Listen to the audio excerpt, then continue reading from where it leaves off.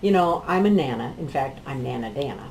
And I love spending time with my grandkids. And one of the fun things that I got to do this summer was bake cookie with 3 of my grandchildren who are 8, 6, and 2. Now, before you start laughing, it really was wild and crazy. But you know, the interesting thing happened is as I look back on it, and as I was thinking about advancing leaders, I thought a lot about this cookie making experience. We started with a recipe, and if you are promoting leaders, advancing leaders in your organization, you need a recipe. You need to know, what does it take to bring out a great leader on the other end. You don't just start by throwing everything in together. You have measured specific ingredients. So we were making zucchini cookies, and if you leave the zucchini out, you're not going to have zucchini cookies. So it's really important for you, as you think about promoting a leader, to make sure that you're using the right ingredients.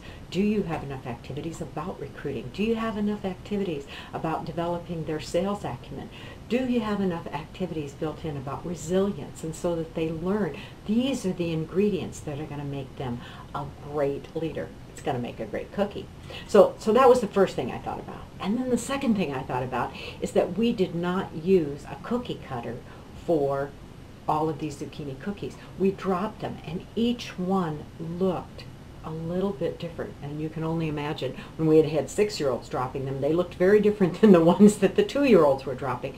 But they all came out delicious. They were a little bit different, made from the same recipe. You know, when you promote people in your team, they're not all going to be like you. And that's important for you to remember. They're all going to have their own variations, just like the zucchini cookies had a variation. So I want you to keep that in mind. The third thing that happened is that we put them in the oven, and because they were various shapes and sizes, and I think you're getting the picture of it now, some of the cookies didn't get cooked at the same time as the other ones. So we had to be very aware as we put them in, these 12 various shaped and sizes and density cookies. We had to be very aware that they all weren't going to come out at the same time exactly ready. And that's important for you to realize too, is that when you're putting in lots of time into your promoting leaders, they're not all going to promote at the exact same time.